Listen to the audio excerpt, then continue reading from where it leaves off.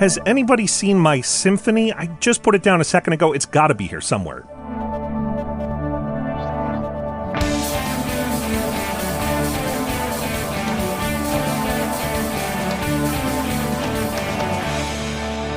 It's time for Cool, Weird, Awesome, where sometimes the wait is worth it.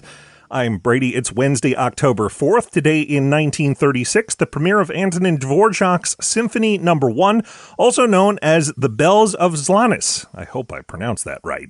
What's notable is that the premiere of this symphony came about 71 years after it was written, which is what happens when a symphony is thought to be lost. Dvořák was the first composer from Bohemia to win acclaim in the classical music world. He grew up in what is now the Czech Republic. At first, his family wanted him to train up as a butcher like his father, but he had such a talent for music that he wound up studying as a performer and composer.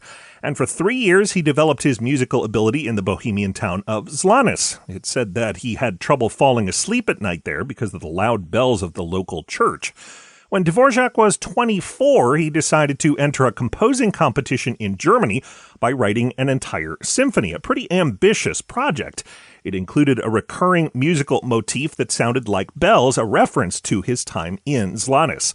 In early 1865, Dvořák sent the score off to the competition, and he never got it back. Supposedly, when someone asked him what he did to try to retrieve that work, he answered, "Nothing. I just sat down and wrote a new symphony."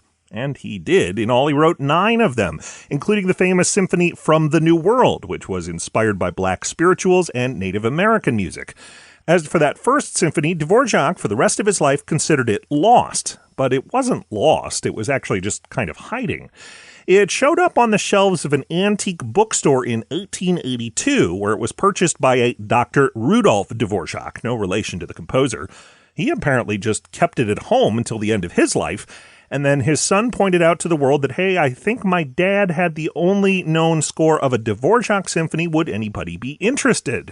And people were, though one, they had to go back and renumber all of the previous Dvořák symphonies to account for this one, and 2, the symphony was brought to light in 1923 and didn't get its premiere for another 13 years. But at that point, people must have thought, we've waited this long, why rush now?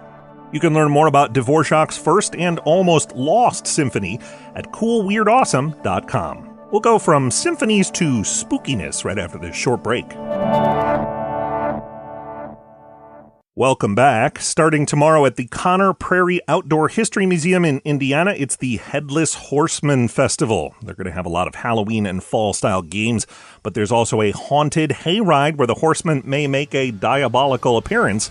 I'm Brady. Hopefully nobody gets spirited away by supernatural means.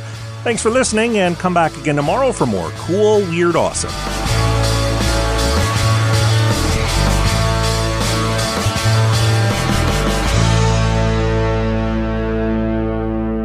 Another helpful Brady Carlson project.